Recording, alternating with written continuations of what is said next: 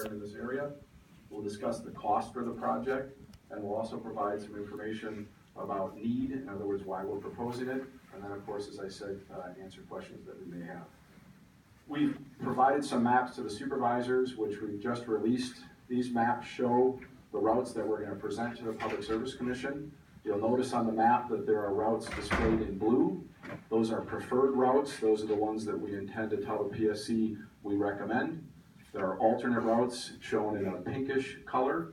And then there are a few you see in orange that are designated as other. Those are being given some consideration through a federal process, but we don't expect those to make it to the final decision criteria. We've gone through a process over the last 4 years to develop these routes. They essentially do what we need to do, which is provide the state with a minimum of 2 buildable permittable routes. So we do have a preferred, as we've identified, as well as an alternate. We will only have one route be chosen. It's important to understand we're not proposing to build all that you see, just a single route connecting the project from one end in the western part of Dane County, near Middleton, to across the Mississippi River, and to an endpoint in Iowa. Those are existing substations that we would interconnect. Part of the project would also feature a midpoint substation in the Montford area.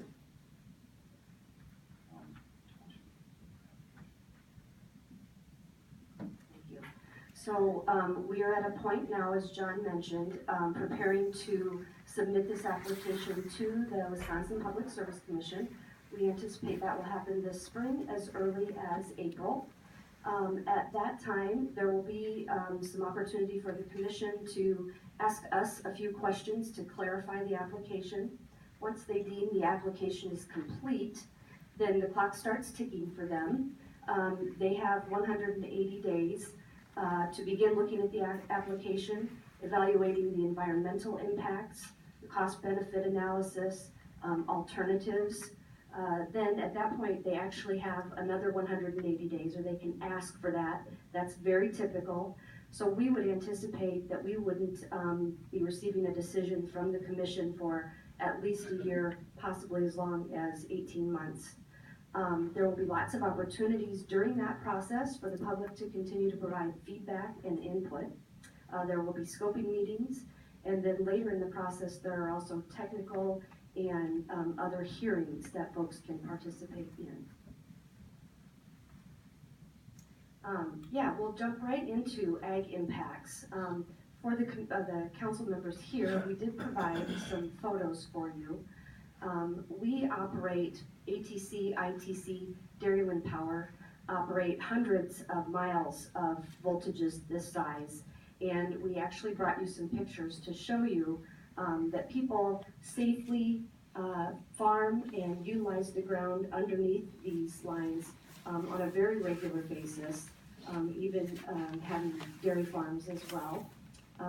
There are not impacts from these lines to GPS equipment. That's just a myth that is out there. So if you have questions about that, we're happy to address those later, but we wanted to just give you some actual evidence of farming underneath the lines. These will be single pole structures. We've proposed them to, on particularly the western side, to double circuit with an existing transmission line, which is the highest priority for the commission. And so they will be single pole monopole structures as opposed to the H-frame or 2-pole structures that are out there now, actually making it a little easier for farmers to work around. We've had conversations with literally hundreds of landowners, including a number of farmers, and one of the issues that we've heard them ask us is, are we going to be putting chemicals, herbicides on the ground, and that is only with their permission. So they have the absolute right under state law to deny the application of cut stump treatment, wood, and wood vegetation herbicides. And so we just want to make clear that there isn't an application of those without the landowner's permission. The cost of the project has been estimated at approximately $500 million. It's important to understand that that cost is not borne by the citizens of Grant County. That $500 million estimate is not borne by people in the project study area. It's not even borne by ratepayers in the state of Wisconsin. The project has been deemed to have value significant enough that it's designated an MVP, or a multi-value project. That means that the cost for this project is going to be spread between 14 states and one Canadian province. So that $500 million is going to be shared through that vast region.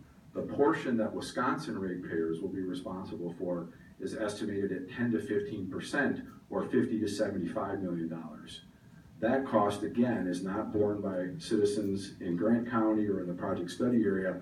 It's borne by ratepayers throughout the state. So we just want to make clear that there isn't a bill for $500 million being passed to people in this community directly. It's shared through a vast region.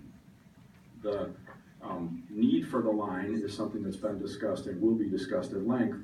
It's important to understand that the PSC process, the Public Service Commission process that Angela described, includes a very full, thorough, and rigorous analysis of the need for the line. We've been promoting the line for a number of reasons, including the ability to improve system reliability and relieve congestion on the transmission system. We're also promoting it as a means to be able to import renewable energy from outside of the state, including wind from the west. We're also promoting it as a mechanism to import market from other energy from other markets, so from outside the region. We have not proposed the line to meet some increased demand. The statement that we hear frequently is energy use is flat or declining, therefore this project isn't needed. And there's a fundamental problem with that statement if you've heard it before. The first part is the fact is not that energy use is flat or declining, it's that growth has flattened out. There isn't information that shows that people have been using less energy. It's just simply that a few years ago, the anticipated growth was perhaps 3%. Now they're expecting growth to be maybe 0 to 0.5%. So there's a difference between use and growth. But the second part of the statement, that energy use is flat or declining, therefore the project isn't needed, presumes that we're proposing the line to meet some increased demand. That's not why we're proposing it, and we've never proposed it for those reasons. So the process of the need for the line will be reviewed by the Public Service Commission. They're required to consider alternatives, lower voltage, non-transmission, no-build alternatives, and that will be done at the commission level in great detail. And I just wanted to, this county is actually very well placed to understand the changing energy landscape that we're facing. Unfortunately, having had 2 generating plants close here in Cassville. So we've had the experience as well in Dubuque. So we know that there are plants that are closing across the grid, and lines like these help fill some of the gaps to enable some of that new generation, such as wind power in Iowa. On our website, there is a great storyboard that we have just uploaded that shows how wind generation has come about and where some of the gaps were to connect that to the grid. So we would really encourage folks to go to www.cardinal-hickorycreek.com for additional information. And I want to be respectful and make sure we have some time for questions. So. Are there any questions? There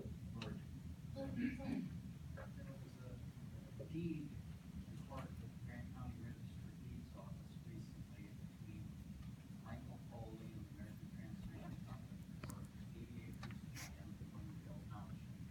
Is that where your proposed substation is going to be? Excellent, excellent. So the question, for those who didn't hear it, was about a purchase of land that ATC and ITC made in Grant County from Michael Foley for 80 acres of property. That is property that we purchased from Mr. Foley as a willing seller, and we're going to designate that as our location for the midpoint substation. As I mentioned previously, there will be a substation in the Montfort area. The Public Service Commission process requires us to identify where that parcel would be. In this case, because we've actually made a purchase of the land, that's where we would anticipate the substation being built. We will identify another location that, again, we need to provide them with, but we would anticipate if the project's ordered that that would be the location of the substation that would be in Grant County. How many acres of the deed would the substation actually use? So the question was, how many acres of the substation would the land with the substation actually use? The footprint of the substation might be on the range of about 10 to 15 acres. We would work to center that in the 80-acre parcel that's there. The gentleman who we purchased the land from has actually already leased back the land for the next couple of years to farm, and he would continue to farm the remaining acreage after the substation were built. One final question. Is it possible that other high voltage lines connect to or go through that substation down the road? So the question was, is it possible that other substation, other transmission lines would connect through that substation down the road? I would guess my response is anything is possible. That's not something that we're planning on or foreseeing or anticipating anytime soon. Just based on how the grid works, the need to put additional lines in that substation wouldn't seem obvious or apparent. It's worth noting that right now in Montfort, there is an existing substation on the north side of Highway 18, east side of Highway 80, that currently services both 69,000 volt transmission and 138,000 volt transmission. And there would be a connection between that substation and the one we would build, which is, I'm thinking, about a half a mile or 3/4 of a mile to the south. I'm sorry, I saw a hand over here first.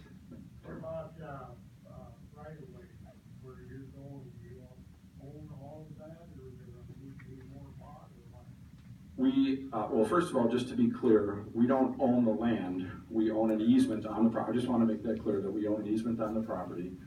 In Grant County, the current routes that we have that have existing transmission on them have easements that vary between 100 and 120 feet typically. For the right-of-way for this project, we're anticipating a right-of-way of up to 150 feet, so 150. If you look at the map and consider the route that right now connects the line that connects Montfort and Cassville, we would be proposing to build a new line slightly offset from the existing line. Then the wires from the existing poles would be transferred over to the new poles. The old poles would be removed. So the net we'd anticipate is 150-foot right-of-way, but it would be slightly offset from the existing because the existing line needs to stay in operation while the new line is built, and then the transfer would happen and the old poles would be removed. And there's been some confusion about, are we talking about building a second line parallel so there'd be two sets of poles, and that's not the case, then that would be one.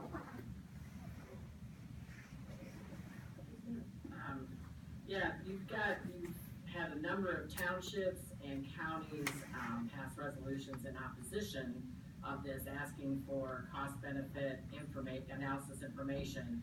And I know that the resolutions that have been passed, like I said, are many of the townships are in Grant County. Iowa County just passed a resolution opposing this, and Dane County opposed it. Do you have any intention of producing those cost-benefit analysis figures prior to going forth with your application and taking the interest of the public for input? The process before the Public Service Commission requires us to prove need. And so as the law requires, we will present that as part of the application, where it will be reviewed thoroughly and comprehensively and discussed and debated and ultimately decided on. I'm not qualified, Angela's not qualified to stand up here and make the need case for the project. It's fair to say that it's fairly complex. We're gonna follow what the law tells us to do, which is to simultaneously present to the Public Service Commission both the routes that we've identified and the need for the project. And I would just add, the Mid-Continent Independent System Operator, or MISO, has studied the multi-value projects and has identified the cost benefits for the projects. And so as the entity that oversees the electrical system in the area over the states in the Canadian province that John mentioned, we depend on that to set the tone in terms of what the cost benefit is. Is that available for others to get their hands on? It is. So if you went to the MISO website, I'm sorry, I don't have that right off the top of my head, but we will get it to your board chair and he can share that with you. And there may be a link to it on the project website. And just in follow-up, you know, it becomes pretty costly for the small person, aka citizens of the county, to be taken on big commissions and or companies. This, you know, it's expensive to do this, and when we talked about, cost to us, our rates were going to, go up drastically. And I don't think that our agriculture businesses or farms or any other private employer or citizen in the county can afford to take a percentage hike. You know, which, hence the reason why we're asking for information that doesn't double or triple our usage and rates. So I guess I'd offer two things in response. Number one, I'm not sure what the basis is for your statement that your bill is gonna go up drastically. I don't know what that is when you factor in the idea that the cost is gonna be spread out over the entire state rate base over decades. And the purpose of the line is to be able to bring in less expensive power and power for other regions that would ideally lower cost. We cannot stand here today and tell you that we promise you your bills will do X, go up or down. There are so many factors and variables that go into what makes up your electric bill on a monthly basis. The idea that there's a big commission and a big entity that has to be dealt with is of course true, but there's a mechanism in state law in the Public Service Commission process for people, including individual citizens, to become interveners. And there will be a number of groups and individuals who will intervene on this process. They will become formal members of or parties to the case before the Public Service Commission, and they're actually entitled to receive intervener compensation, which are dollars paid to them to be able to make the arguments they wish. So you're likely to see an organization like the Driftless Area Land Conservancy become an intervener in this process. And they have aligned themselves with a law firm out of Chicago called the Environmental Law and Policy Center, who has offered their services to assist in opposing the line. So while I'm not going to get into a scale judgment about who has more resources, I think it's fair to say that this is not going to be a one-sided debate or an unfair process where people that have opposition or concerns about the line won't be afforded the opportunity to present those arguments in a formal, fair process to be reviewed. Did you present to both Iowa County and Dayton County boards? We have not yet. I'm sorry, we're at 17 minutes, so I'm gonna let one more. I guess my clarification, this will go, you say, possibly in April before the public service. Right, our plan is to file the application this spring, perhaps as early as April. That will follow a process where the Public Service Commission will make essentially what are called supplemental data requests. And that may take several months. They'll ask us to give us more information about this, more information about that. At some point, the Public Service Commission will say, okay, applicants, you've now given us everything we need to study the line. That will be considered completeness. That will begin them taking an initial 180 days, as Angela mentioned, to review and study the project. At the end of that 180 days, they have the option of either making a decision or simply taking an additional 180 days. And historically, a project of this scope would take that additional 180 days. So if we file an application in April, and it takes 4 months to provide all the additional data requests and get out to July or August, and then they take 360 days, I would estimate that by late summer of 19, we should have an answer from the commission on number one, should the project be built? And if they conclude yes, where it should be built. And of course, if the commission decides the project isn't needed, the second question is irrelevant, it wouldn't even matter. John, do you have a quick one? Yeah, I did. My question is, you mentioned on the import aspect of it, is that something quite neat for this area or ATC for this area? The import? Yes, importing energy. Which is line to be used for this. Well, with, as I mentioned, with other generating sources going offline, and there seems to be definitely an appetite in the public for renewable energy. This will enable us to access different generating sources that are prevalent out west. In Iowa, which is where I'm from, we have wind farms that are constrained, meaning they can't access the grid, so they're not able to produce, which means we as consumers don't have access to that lower cost power as well. So we think it's a need. And I think just to follow up on that, I have a question. Are the current windmills in Montfort on this grid? The windmills that are in Montfort on Highway 18 interconnect with the existing substation in Montfort. How about the ones in Darlington? I couldn't, I don't know. I don't know the answer. How many windmills are in Darlington right now? 49. That amount of generation is almost certainly gonna get on the transmission system, but I'm not able to tell you, I just don't know the answer. I would say yes, but I'd be guessing. It's a good guess, but I'd be guessing.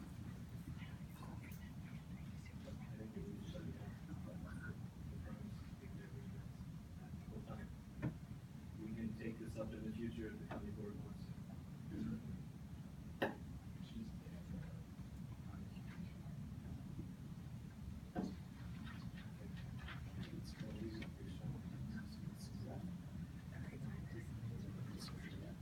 As I said, the county board can, we can take this up in the future, but at this time, we